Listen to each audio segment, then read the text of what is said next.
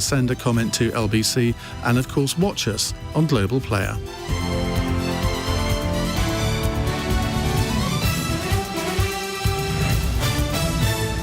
On your radio, on Global Player, and Play LBC. Leading Britain's conversation. This is LBC. From Global's newsroom at 8 o'clock. President Joe Biden could be facing an impeachment inquiry over his family's business dealings. Republicans claim he benefited from his son's foreign business ventures while serving as vice president under Barack Obama. The US House Speaker, Kevin McCarthy, has made the call for the investigation.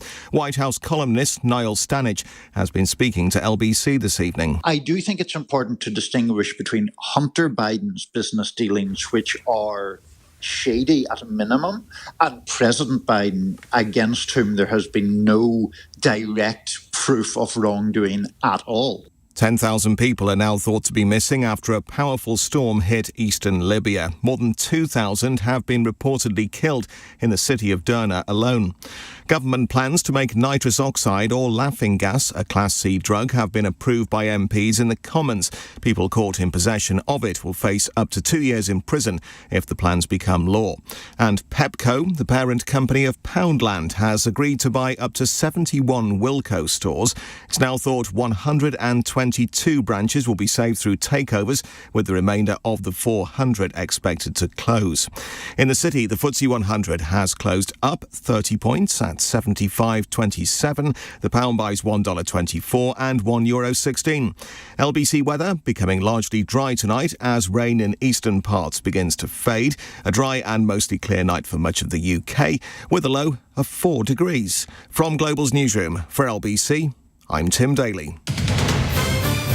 This is LBC from Global. Leading Britain's conversation. Cross Question with Iain Dale. Hello and a warm welcome to Tuesday's Cross Question. I wonder if it's going to be as feisty as the one was last night when Jonathan Gullis and Emily Thornberry had a bit of a set to, didn't they? We like calmness in the studio, sometimes anyway. With me tonight on the studio, we have the very tranquil, serene panel of Sir Robert Buckland, the former Justice Secretary, MP for South Swindon, Jamie Driscoll, the independent Metro Mayor of the North of Tyne Combined Authority, Ash Sarkar, contributing editor for Novara Media, and Grant Tucker, journalist and political commentator. The number to call if you'd like to put a question to them is 0345 6060 973. You can text 84850 and say, Alexa, send a comment to LBC. And of course, we'd love you to watch us on Global Player. You can see what Ash has got on the front of her T-shirt. 0345 6060 973. Tweet at LBC. Text 84850. Cross Question with Iain Dale. This is LBC. You want to my suit. And Robert Buckland has got a lovely green tie on, he tells me. That's a very boring tie, frankly, Robert. It's a lovely tie. So. Right, let's go to our first question, shall we, before I dig myself in an even deeper hole. David is in Enfield. Hello, David. Good evening, panel. My question is, Hi. The latest ONS report shows average weekly earnings adjusted for inflation still at 2007 pre-financial crash levels. After 15 years of real wage stagnation, how can a Labour government be any worse for workers than the current one? Jamie Driscoll. To answer that question, you've got to look at what's happened over the last 15 years or so.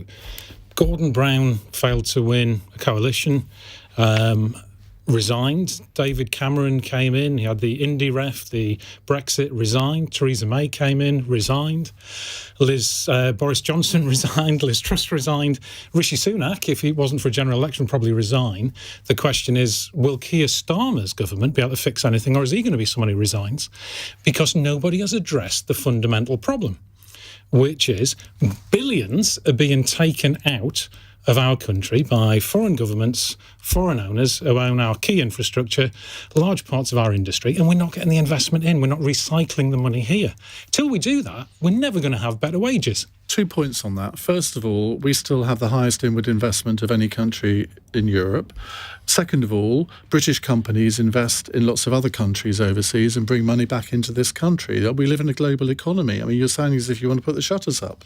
Well, on inward investment, last year we were the number one region in my part of the world for inward investment. So you know that it's going reasonably well. We brought it in to create jobs, whereas inward investment often, Ian, is buying stuff and not actually generating wealth, because it's about inward investment creating jobs, well-paid jobs that matter. Whereas if you just buy, for example, Northern Power Grid in my part of the world, £355 million a year turnover, £135 million profit straight off to North America into Warren Buffett's pockets, whose wealth has gone up from 102 billion to 122 billion in the last 2 years. British workers' pay hasn't gone up by that amount. So unless we start keeping the money here and investing in a productive economy rather than financial bubbles, this will never be fixed. Is that the problem, Robert Buckland?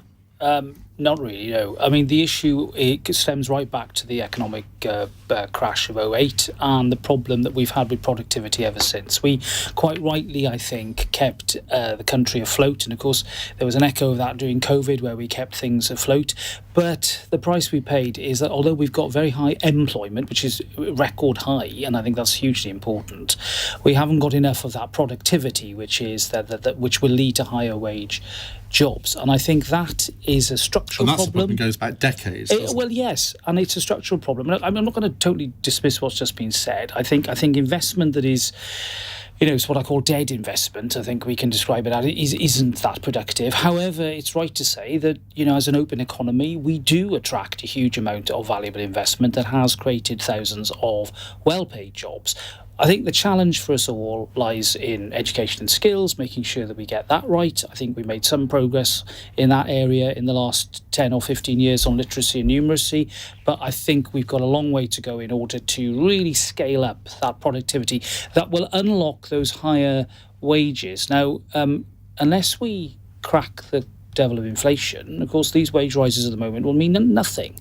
And so the Prime Minister is absolutely right to focus on inflation, as Conservatives in the past have managed to do successfully. I think my answer to the gentleman is Labour government's record on inflation is historically not terribly good, and I don't see any reason to believe that they will be any better. Well, it was very good under Blair and Brown.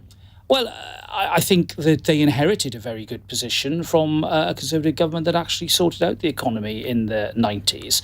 And it was after Gordon Brown departed from the Conservative government's fiscal rules and spending rules that we started to see things going wrong. I think that it's important that if we bear down on inflation, if we get that absolute core of the economy right, then people will see that they're getting more money in their pockets and will feel better and wealthier and more prosperous as a result. And I think that is only achievable with a Conservative government. Do you worry, though, that a lot of people have now almost given up on the Conservatives and think, well, the government is demonstrating itself to be completely incompetent, and that therefore, as the question said, Labour couldn't do any worse? Well, I think that's unfair. I think people will look very carefully at the next election as to what the future will offer. And I think if the Prime Minister sticks to his guns on his priorities on inflation and growing the economy, then I think people will say, well, actually, this is somebody who has got a grip and will be rewarded. Ash Sarkar. I think I'm maybe a little bit less rosy about the future than you are, because yes, this current inflationary crisis is easing because energy prices are coming down. But there is another one which is just on the horizon, and that's going to be to do with food prices. You can already see that with olive oil, with tomatoes, those imported goods which are being impacted by climate instability, and that's something which we know is only going to get worse. And I don't really hear much from either Labour or the Tories talking about how they're going to protect households from those spikes in food inflation, which I think are going to come down the line. In terms of what your caller was talking about, why has there been wage stagnation since 2007? Not everybody was tightening their belts since 2007. We've seen a record number of billionaires in this country. You've seen, It's a good thing, isn't it? Well, not if it doesn't trickle down, and it hasn't been. What you've seen is a massive, I think, redistribution of wealth from workers to the wealthy. That can be in the form of rents and rentierism. And I think those are some of the things which are responsible for some of our low productivity. You've got families and businesses paying massive overheads in the form of rents, and that's money which isn't flowing back into the economy. So one of the things I would want to see Labour do, and not committing to it, is to rebalance our taxation system. I think the taxes on workers are too onerous and the taxes on wealth are not nearly onerous enough. You could do something which was suggested by a Tory Chancellor of the Exchequer, Nigel Lawson. You could bring capital gains tax up into parity with income tax, and that would be a much fairer way of taxing the wealth that's out there. What do you consider to be wealthy? Because we hear a lot about wealth taxes. And I was talking to somebody the other day, and I was imagining that they would say, well, anybody who's, say, earning more than £250,000, that their taxes ought to sort of go up quite substantially. And this was somebody on the left. And they said, no, I mean 10 million. I mean, if somebody's earning 10 million, tax them a lot. But, I mean, you're not necessarily... It sounds a lot to earn £250,000, but that doesn't necessarily put you in the category of the rich. What would you do? Well, I'm talking not about incomes here. I'm not talking about what you get in your pay packet month to month. I'm talking mostly about investments and property, because that's where you are seeing a ballooning of wealth. And those are assets which are often just sitting there helping people get richer, and they're not necessarily kind of entering into the taxation system. So one thing would be, yes, you're bringing up capital gains tax into parity with income tax. One of the reasons why I do it is I think that it's unfair that the more you work for your money, the more you get taxed on it. So if you're working down the pub, you're getting taxed at income tax rates. If you're investing, yes, that does take a bit of work, but you're being taxed less on that. And then if you inherit your money, well, you're not really doing any work unless you've bumped somebody off. You're not getting taxed on, the first $500,000 of that. So that seems to me to be a totally upside down way of taxing money. Okay. You're punishing work. I definitely think that the tax system is too complicated, but the tax take is at historic highs. It's never been bigger. We're not taking as much money off people, the working poor, but we're taking a lot off the rich as well at the moment, much more than we've ever done before. And we know what will grow our wages. What will grow wages will be economic growth. And we're not talking enough about economic growth. Sorry, I sound a bit like Liz Truss here, but we do need to have... also Rachel Reeves, to be fair. But we need to have a serious conversation. Today, all Angela Rayner said for her Labour plan was that actually they were going to allow it easier to strike. I don't think anybody wants more strike days next year. I think they want to be talking about economic growth, and that's how we drive up the wages. But how do you get to this economic growth? House building. We build nothing in this country. There is not enough planning, there is not enough infrastructure, and we need to have a serious conversation about green belts and what we can do to build more in this country. I would say it comes down to detail. I've been there in the middle of this, seeing big government macro plans announced, and then it comes down to the detail of what you actually build on the ground. How do you connect one company with its supply chain, with its skilled workers? And you cannot do it by remote control from Whitehall. You need the teams on the ground, skilled people, and the capacity to do it.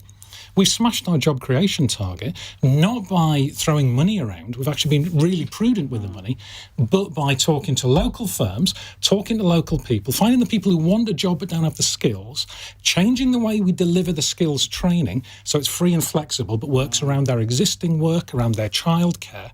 And we've increased the number of training opportunities from 22,000 to 33,000 a year for the same budget. When does a branch of government ever get a 50% increase in value for money? So what part of that does Keir Starmer not like? Because he's banning you from standing for the mayor for a bigger authority, isn't he? Just for our listeners, just give us the background for this, because I mean, having met you a few times on this programme, and I mean, I'm not of your politics, as you well know, but from all that I've read, all that I can see, whenever I hear you talk, you sound to me to be somebody who's really got his local region's interests at heart. You really care about it. You've got a good record, and yet Keir Starmer's banning you. Well, that's an interesting question. So I don't think Keir Starmer had anything to do with it. I think he's obviously had to stand behind it as the leader.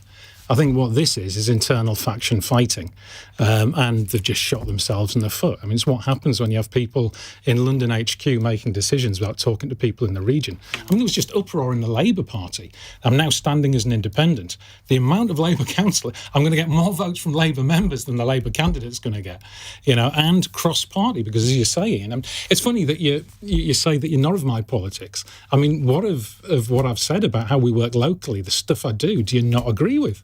Well, I mean, you are on the Corbynite left of the, or were on the Corbynite left of the Labour Party, so clearly you're not my politics. I'm not sure that's true, you see, because there's a lot that's your reputation. Yeah, there's a lot of lazy journalism out there when people are saying there's a bloke in the North East nice things about you. You have, and thank you very much for that. But local businesses are supporting me and say, he's doing a good job. He knows how to deliver. Robert was nodding away there when I was saying how to do it. Well, Tory cabinet ministers have come out and said, look, the guy knows what he's doing. So I'm not sure this Corbynista label is accurate. Okay, well, I mean, fair enough. But it must really stick in your throat that you've devoted a lifetime to the Labour Party, and they've essentially expelled you on the basis that you were on a platform with the award-winning filmmaker Ken Loach, who is not somebody who's one of my favourite people, but it was at some sort of arts festival or something, and that's your crime? Am I right? That indeed is what they briefed. They've never given me a reason. The actual reason is they had a favoured candidate and they've just slid that person in. But the reason they started briefing was Ken Loach, who's done 3 feature films in the North East. I was talking to him about it at a film festival. This is the same guy that Pope Francis invited to the Sistine Chapel. So, if you're saying that I'm a problem, you've got to come out against the entire Catholic Church. It makes no sense. Ash, what do you make of this? I mean, I think when you look at the pattern of expulsions and exclusions of candidates, it's very clear what kind of operation Keir Starmer is running. What he wants, I think, is total control over candidate selections. He wants to isolate and marginalise the left wing of his party. And I think because he's currently riding very high in the polls because the Conservatives are so unpopular, he's got the political cover to do that. I remember during the Corbyn years when there was even the suggestion of deselection or someone was possibly up for a trigger ballot, it would be covered wall to wall in Westminster media. People would call it Stalinism. People would call it next stop the Gulag. Whereas when you're seeing wholesale marginalisation of an entire wing of the party, often on incredibly flimsy pretexts, as we've just discussed, there is much less criticism of it. But polling would suggest that their strategy is working, wouldn't it? Labour have got a 20-point lead and have done for a year. I don't think that's because they've stopped Jeremy Driscoll from standing as the Labour candidate. I think that... He's not unpopular, no. No, I think that the polling lead is a result of people being really dissatisfied with the current state of affairs of politics, and Labour are the beneficiaries of that. But I don't necessarily think the roots of it are that deep, and I wonder that if Keir Starmer does form a government, perhaps the changes that he makes aren't as far-reaching as people would like, that he'll come under attack from the press or come under attack from the Conservatives in opposition, and you'll start seeing that support weaken because he doesn't have, I think, depth of support in the country. Robert? Well, that's a very interesting point because I think that although an election is probably a year away and that isn't that long a time, I don't think the British public have yet finally made up their mind about Keir Starmer and Labour. I think, yes, they're the beneficiaries of what's been happening in the Conservative Party. There's no doubt about that. I'm not going to pretend otherwise. And that doesn't make the Conservatives' job very easy. But I do think there is this question mark, and I think don't know is probably the biggest column at the moment. And therefore, the idea that somehow this is an inevitable march to victory for the Labour Party and all they need to do is be very boring, which they're doing very well, may I say, and then be boring in government is, I think, just not nearly enough, not good enough. Are you going to give Jamie an endorsement tonight? Well, look, I'm going to not intrude on the personal grief of the Labour Party. I was brought up in South Wales, by the way, so I've lived with the Labour Party in majority rule for most of the time, and I found they disliked each other more than they disliked me, which was an interesting point. But look, I think you're making the point that local is good. All politics are local, as Tip O'Neill famously said. You're making that point very eloquently, and I'm a great believer, actually, where you've got that meaningful structure of devolved government. It can work. You're doing it. Andy Street's doing it in the West Midlands. We've got some good examples here of where just getting it out of Whitehall is good for local people and it's good for delivery. It's very unusual on this programme that we have 2 Welsh accents in the studio. That was the Welsh accent of Robert Buckland. We have the Welsh accent of Grant Tucker as well. Hopefully you'll be able to tell the difference over the course of the next 40 minutes. It's 19 minutes past 8. Weekdays from 7 a.m. Hi, I'm the Keir Starmer of radio. Straight to the point. If they're prepared to shoot each other to get on a boat, I don't know if I want them coming to this country. Uncompromising. They're incompetent. Nick Ferrari at breakfast on LBC. I've done a complete U-turn on this. Listen on your radio and on Global Player.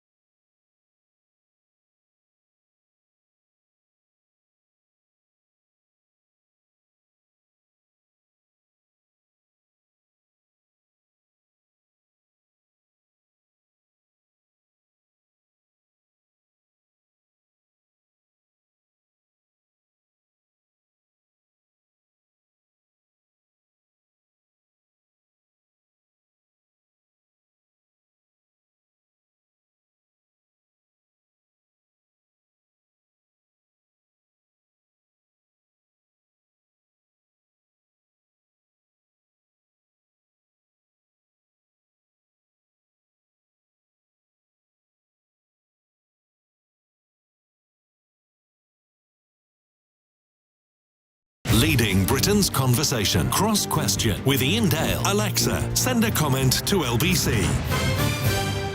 8:22 on LBC. With me in the studio, former Cabinet Minister Sir Robert Buckland, Jamie Driscoll, Independent Metro Mayor of the North of Tyne Combined Authority. I hope this new authority is going to have a snappier name. NEMCA, North East Mayoral Combined Authority. Why can't you just call it Mayor of Newcastle or something? Well, I want to call it the Great North Combined Authority. So I can talk to Andy Burnham and say, look, you're a good North Mayor, but I'm the Great North Mayor. With us, we have the great Ash Sarkar and the slightly less great Grant Tucker. Let's go to our next question. It's a text question from Jordan in Leeds. Is it time for the pensions triple lock to go? Now, reports tonight suggest that ministers are considering tweaking the formula behind the pensions triple lock after wages in the past 12 months rose by more than expected at 8.5%. The proposed tweak would save the Treasury £600 million a year. Also interesting to note that Angela Rayner refused to commit to the pensions triple lock in her speech and when she was asked questions at the TUC conference today. Ash Sarkar. Okay, so starting out by saying that I'm 31 and obviously I feel very, very anxious about the fact that my pension plans are kind of winging a prayer, right? Like many young people that I know. And I understand that there's frustration from a lot of young people because they look at the pensions triple lock and they go, that's a very good deal. Why don't we have as good a deal considering we're at working age? But the thing is that whenever you start tweaking pensions in order to make them cheaper, worth less, or allow people to come into them later in life, is that's a raid on workers' money. People have paid into it their entire working lives. They've made plans to enjoy that money once they're retired. And I don't think that the response to the generational unfairness of the economy as it stands is to weaken protections on pensions, particularly when you look at the rates of pensioner poverty. Yes, there are some very rich pensioners, but there are also some very poor ones as well. So I'm not keen on the idea of losing the triple lock and making pensions worth less for people, particularly because it seems like a great injustice. It feels like a breach of contract, I think, for people who entered into the labour market thinking one thing and would exit it finding another. But the triple lock was only introduced in the last 10 years. That wasn't part of the covenant back then. It's a very new invention. And the fact is, a quarter of pensioners are millionaires. It can't be right that we give a quarter of pensioners are millionaires. It's an astonishing figure. What, because of something like 1 in 5 baby boomers is a millionaire. Assets. Yeah. And I think that is outrageous when we have record inequality for young people versus old people.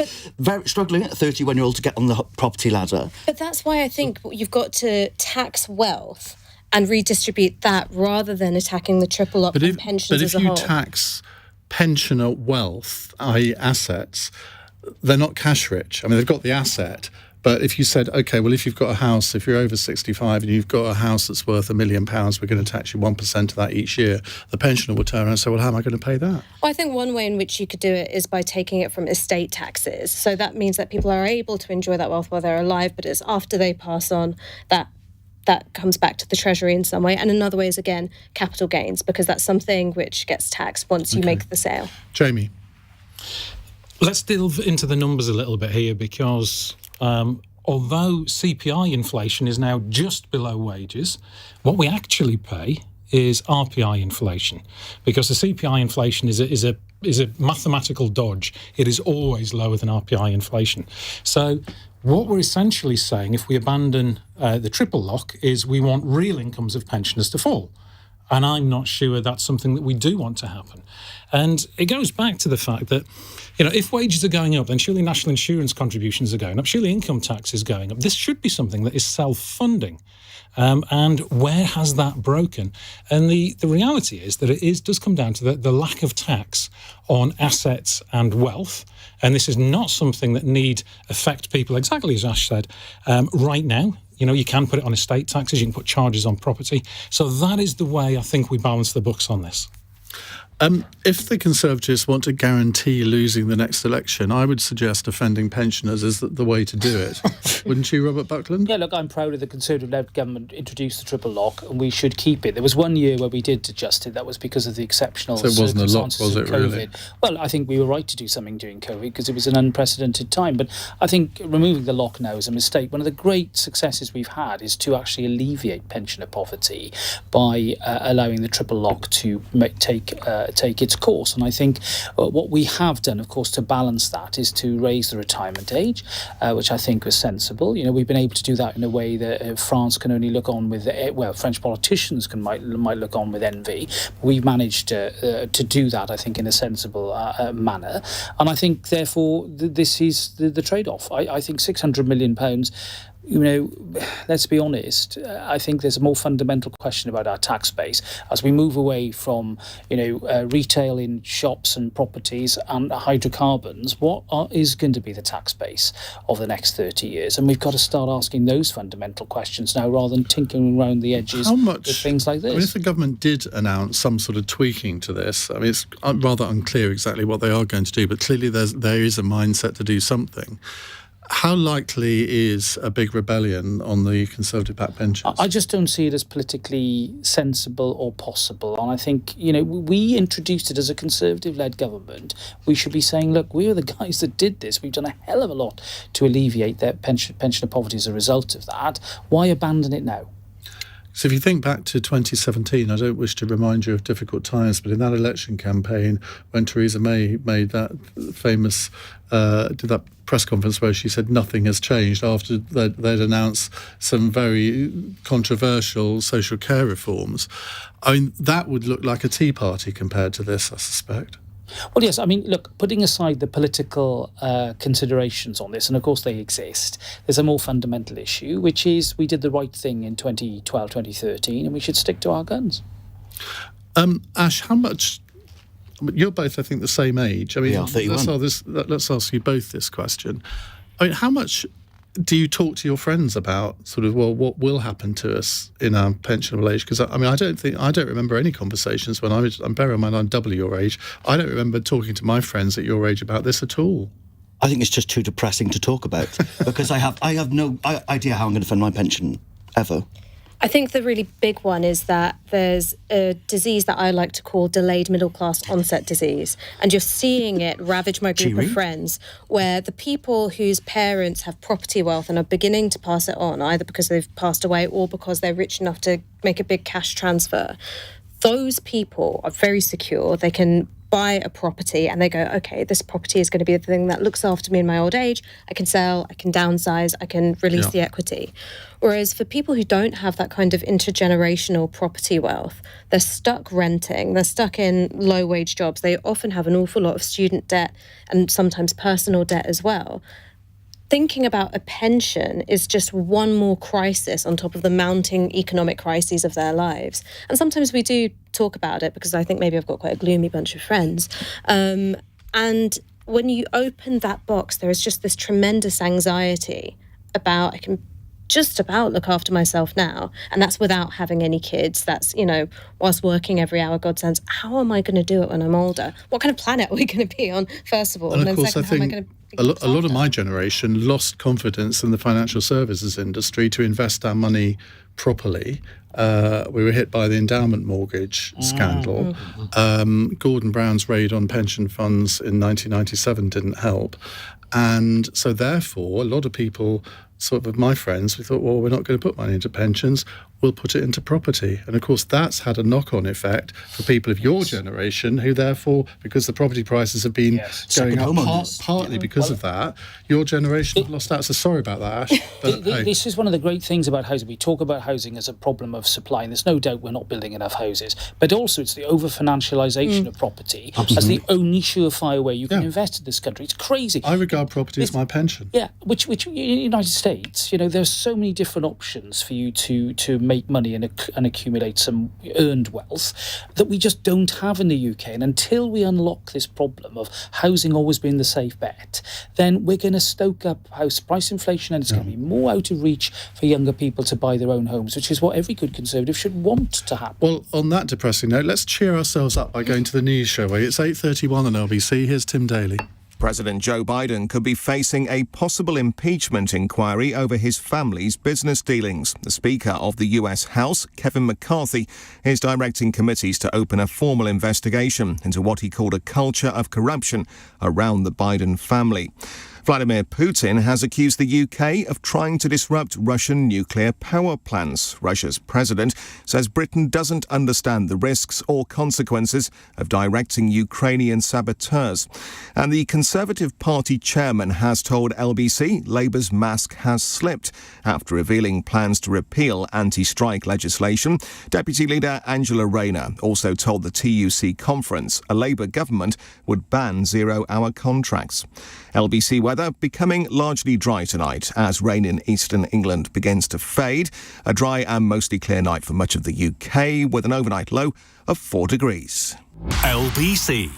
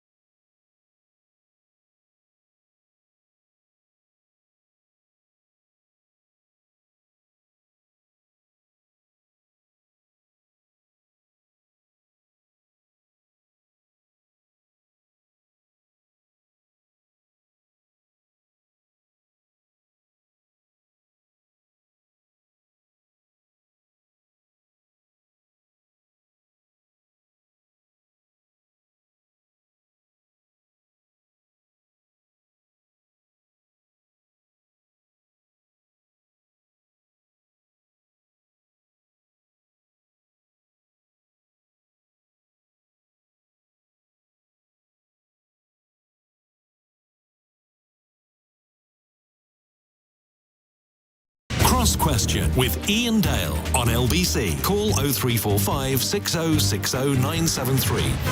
Tries are like I can't organise It's four. 8:35 on LBC. On the panel with us tonight, Sir Robert Buckland, the former Justice Secretary, Jamie Driscoll, Independent Metro Mayor of the North of Tyne Combined Authority, Ash Sarkar, Contributing Editor of Novara Media, and Grant Tucker, Journalist and Political Commentator. Let's go to our next question. It's a text question from David in Camden, who says, with a prison system on its knees, how do you resolve the situation when it is politically advantageous to be tougher on crime and politically disadvantageous to spend money on the prison system? Well, you used to be in charge of it, Robert, and isn't part of the problem here, I mean, as well as answering the question, answer this one, that there have been so many Justice Secretaries over the past 10 years that none of you have really been in the job long enough to have any material effect. Well, I was there for just over 2 years, and because I had lived in the system and worked in the system for many, many years, I was able to hit the ground running. And I'm very glad to say within the first few weeks of me being Justice Secretary, we actually scaled up the budget on prisons, both in terms of revenue and capital spend. You know, I presided over the start of the biggest prison building programme since the Victorians. Why? Because I think we need more modern prisons. We need better environments in which prisoners are housed and a better chance of rehabilitating at least some of them. But here's the thing, Ian, right? The prison population since 1991 has doubled.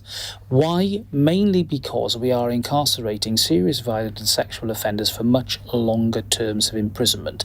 And that's because of a change in sentencing policy and sentencing guidelines.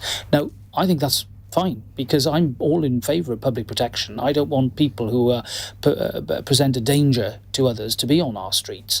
But that does come at a price. And I think what has happened is that policymakers have always viewed the justice system as somehow unsexy or boring or not interesting. They all want to talk about the economy, which is, of course, the thing they have the least influence over, and schools and hospitals, which we all use. And until we probably have a mature and sensible debate about prisons and the function of prisons, we're always going to hit this problem. You know, we run prisons at a hugely high capacity rate. In fact, they're about to go over capacity now for the first time since the late Labour government years. That's in many ways very efficient, but it's also very, very risky because you end up with overcrowding in some of our prisons. And in parts of the prison estate, like Wandsworth and these busy reception prisons in our cities taking lots of people in and out every day, you get the sort of problems that we see manifest themselves. But, you know, I can take you to parts of the prison estate which are stable, which are well run, which are doing the work of rehabilitation and having some success. So I think whilst this is a Cinderella service, there is no doubt about it. The fact is that every day we've got some dedicated prison officers doing an incredible amount of work. And although their numbers did go down quite significantly during the early years of the coalition, the numbers have increased. However, we've lost a lot of experience, which you can't necessarily replicate. And it's these sort of pressures that my successor, Alex Chalk, is having to deal with. And I must say, I have a lot of confidence in him as an experienced criminal barrister and a former prisons minister himself. But when you look at what lies behind this question, it is the fact that the simple answer to this is to have fewer people in prison. And you and I both know that there are tens of thousands of people in prison who are not a danger to society, and we could find other ways of punishing them. And you could probably reduce the prison population by 20,000 in 2 or 3 years if you really wanted to. But the fact is, if your party or the Labour Party went into an election saying we're going to let 20,000 prisoners out, we all know what would happen. It's more complex than that. At any one time, you've got people in prison with very short sentences that don't number more than a few thousand. However, that is, of course, only a few thousand. That's a few thousand every couple of weeks. So that adds up to a huge amount of people in the system in 1 year.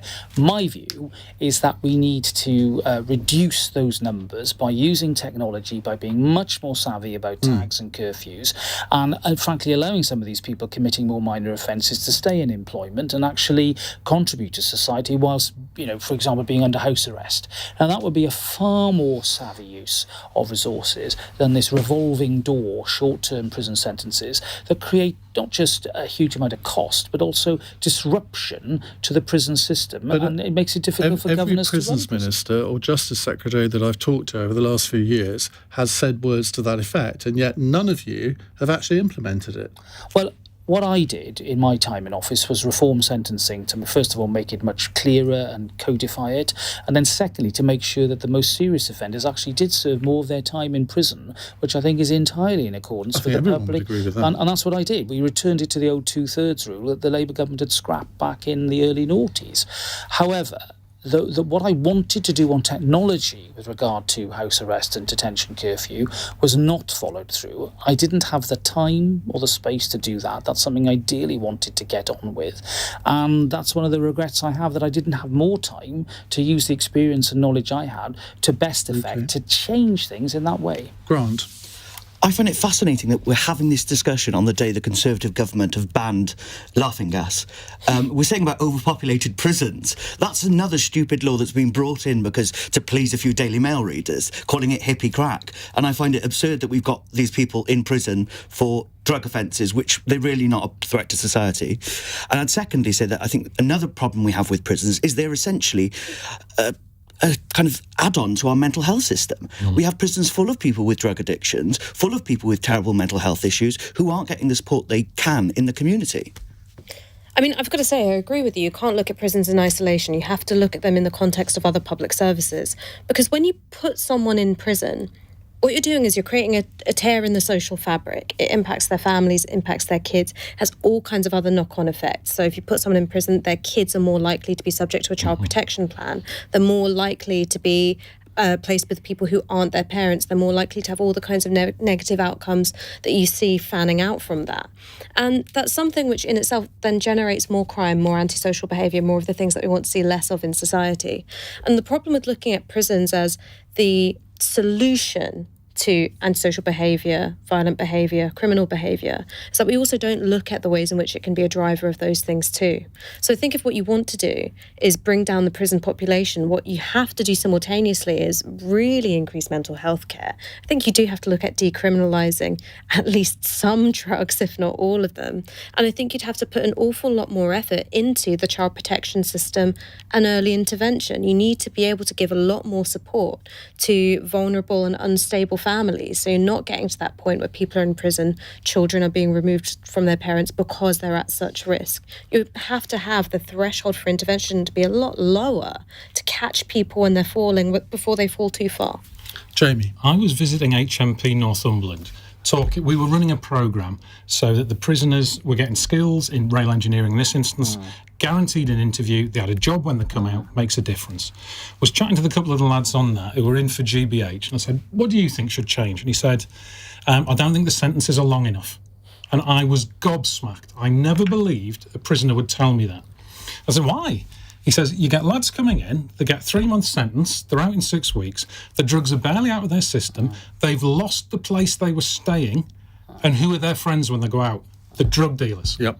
And that's the issue. Now, we at the same time had the privatisation of the probation service, which was a disaster. And I've spoken to experienced probation officers, and there just was not the continuity. So we've got to see the idea that the political driver, which the questioner was referring to, that this is about somehow being seen to be tough and punishing people. Let's look at the reality that you are going to have to rehabilitate people. And until that is taken as seriously and the debate is had of how do you genuinely rehabilitate people, we will never fix the problem. Well, Jamie, I take your point about what happened with probation. It's a long story about how it was divided into two.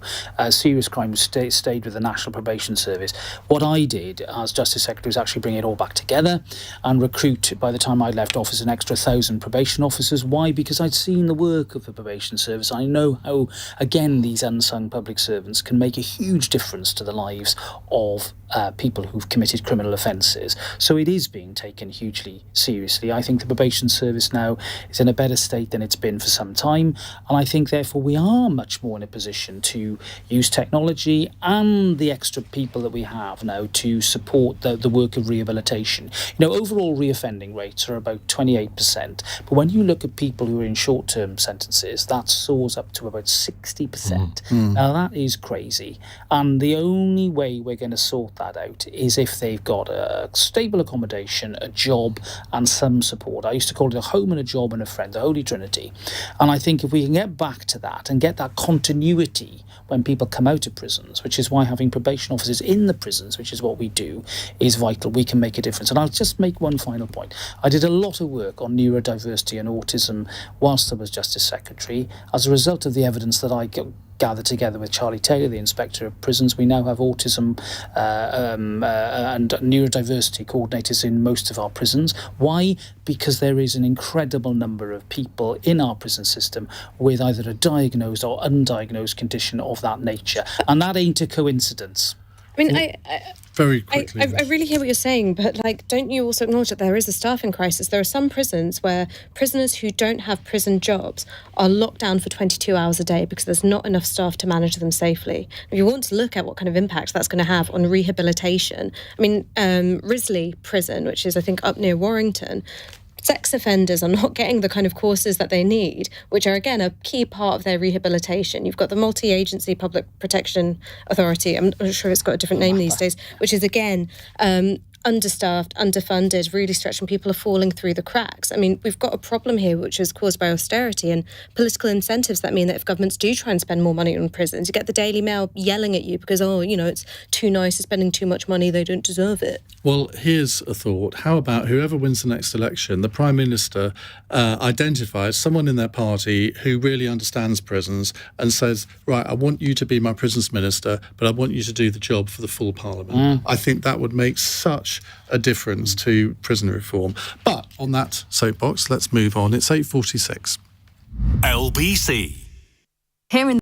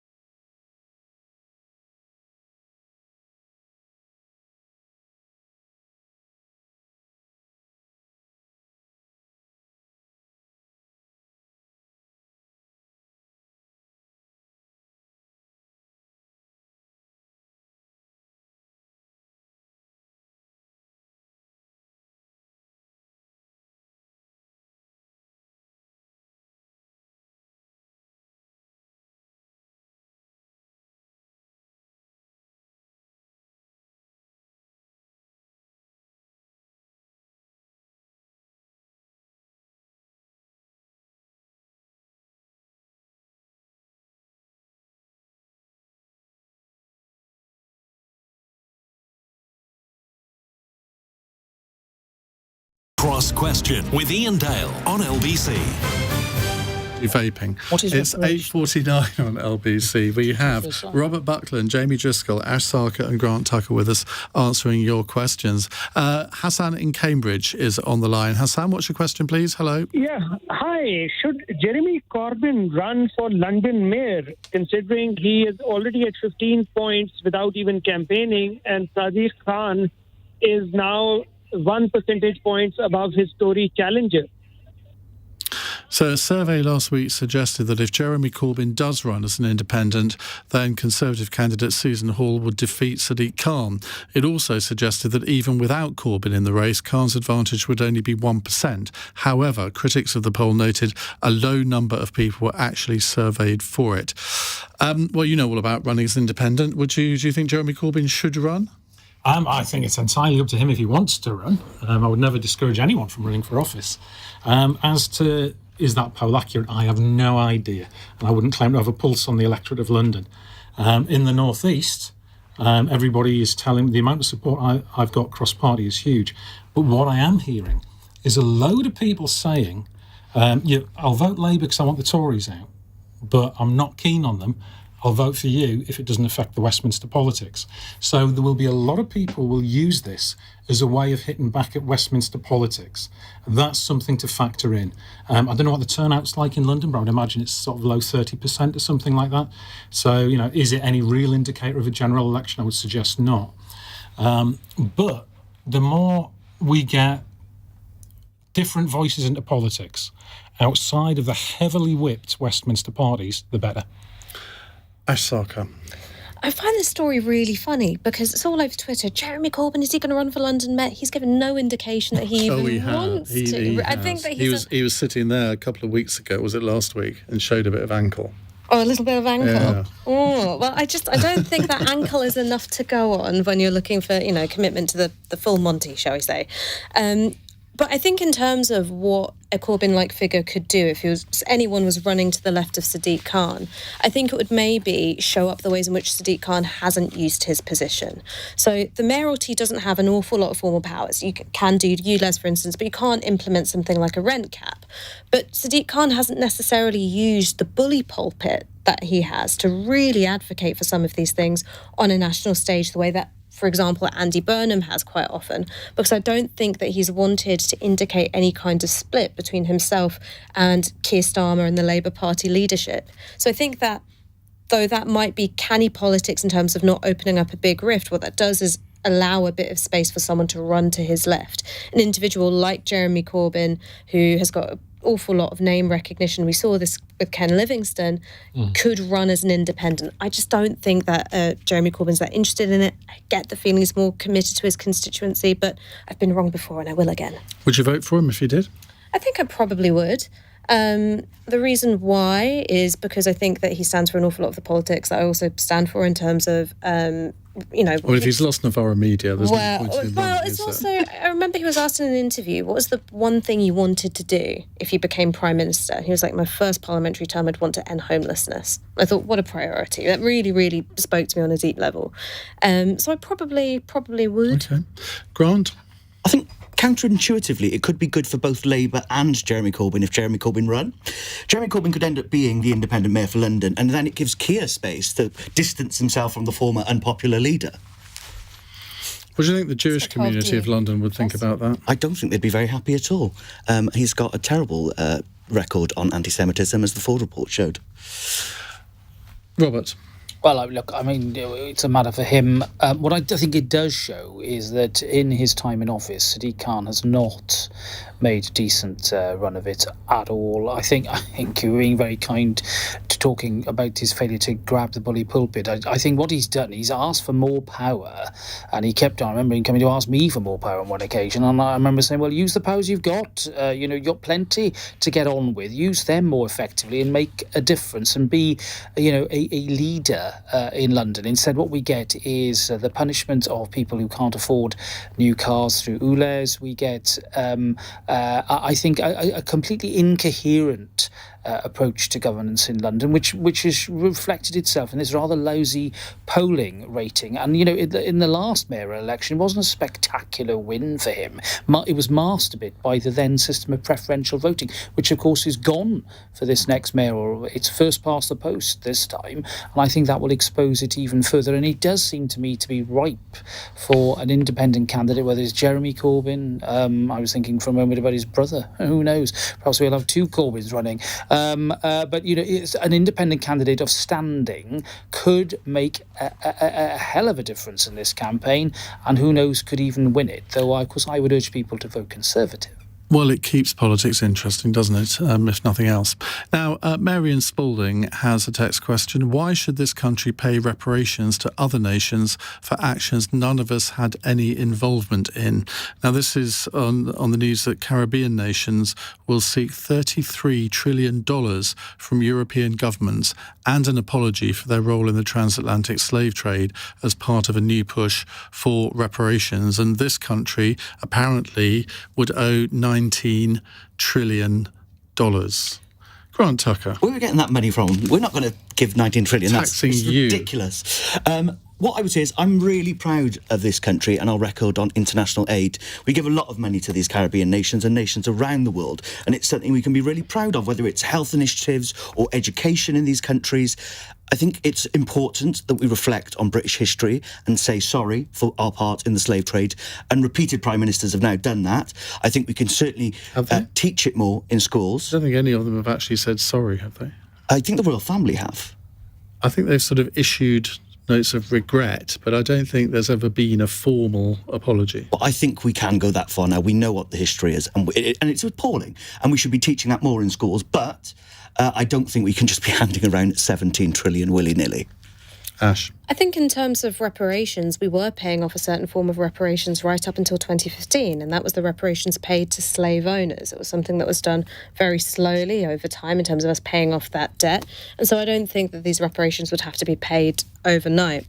What I would say in terms of why do it. It's not about guilt, and it's not about shame, and it's not about fixing a sum to a historical wrong. It's about acknowledging that one of the reasons why European countries became so rich is because of the exploitation of enslaved labour in the colonies.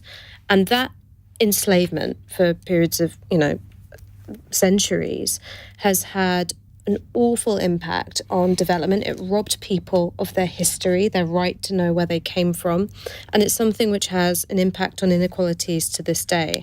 And in terms of some of the wrongs done under colonialism, sure, slavery was abolished in the British Empire in the 19th century, but the atrocities committed in when the Mau Mau rebellion was going on in Kenya, that was going on in the 1950s. The Malaya emergency, in which the British Army beheaded Malayan insurgents, again, that was the 1950s. These things aren't so far away. And I think that often when we're taught this history, we're often taught that these things happened a long time ago. We're very different people now. No one's alive who went through it. That's not true. Okay, Robert? No, I don't think we should be approaching it on this basis at all. I think, where does it end is the question. If it's this, what is the next thing? I mean, I do think that cooperation and the work that we do in terms of international development and supporting the security of other countries, which I think fundamentally is what sensible development monies are all about, is absolutely the way forward. But I think linking it in this way to the sort of scenario akin to perhaps after the Great War was the classic one, where reparations were directly linked to perceived actions of aggression by a combatant, in that case Germany. I think it's a rather artificial concept, and I don't think it is appropriate or the right way to go about this at all. Jamie? Well, I believe it's important to tell the truth about the history of Britain on these things. The other one's the Amritsar massacre, which is very famous. European countries did financially very well out of the slave trade, but also the forced exploitation of markets, the stealing of natural resources. But I think the way to deal with this is so, what can you do now that's actually going to make up for this? Proper approach to international development. And the number one thing is actually take climate change seriously, because that's what's going to annihilate many, many people's standards of living throughout the global south. Well, let's move on to our fun text question for the end of the programme from Tina in Reading. Scientists have found the possibility of life out there in the stars. If you've got to head out there to find aliens yourself, who are you taking with you? Grant? I'll take you, Ian. No. Why? I want to take my caravan with me, and my partner, I'm assuming, is coming. But I'll also take Chris Hemsworth, because I think we'd have a lot of fun in space. See, this proves everything that I thought about caravans being inherently sleazy. That is an outrage. I'm a big fan of caravans. And you'll need a caravan in space. Why? Because they're better than spaceships. I'd want to live in my caravan on this new planet. Well, this will be a discussion on this week's For the Many podcast, because, as you know, Jackie Smith has a caravan in Wales. Great country. So she'll have some views on this. Robert? I don't want to go. I'd rather stay at home and have a nice cup of tea, frankly. Or no, I'm not going. Sorry, it's not negotiable. I'm not going. Jamie? Oliver Postgate, who invented the clangers, because then they could translate for me whoever we find. You're too young to remember the clangers, aren't you? I young face, but actually a bit older than I look. The Clangers was a brilliant series. I have no idea Ash what is that looking is. a bit... What's the Clangers? Do you know? No idea. Listen, that was the Clangers. This is a great bit of radio. I'm Tiny Clanger. Ash. Who would I take? I think I would want to recreate the plot of Space Jam, so I'd take Michael Jordan. Okay. I have no idea. And what about you, Ian? I would take Cliff Richard. Oh, So no. he could sing to me the whole time. Have you seen his Elvis impression recently? No. It went viral. It's appalling. Is Don't. it? I cringed the entire way through. I have Cliff Richard news coming up, but I can't reveal what it is yet. Are you featuring in But the you will be. the calendar? Stop it. No, I'm not. Anyway, this has been a very thoughtful edition of Cross Question, ending in a slightly surreal moment with Robert and Jamie impersonating the Clangers. What more could you want from a radio show? I do the soup dragon. No, please don't. Right, coming up thank you all for being on the programme.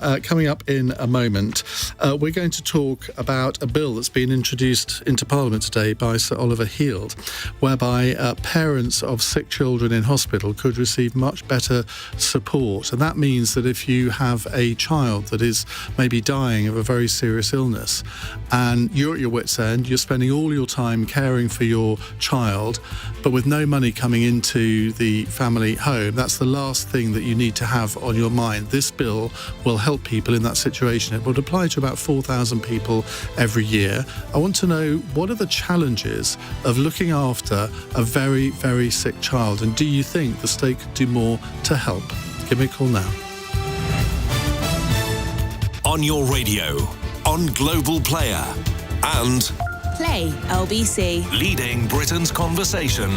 This is LBC. From Global's newsroom at 9 o'clock.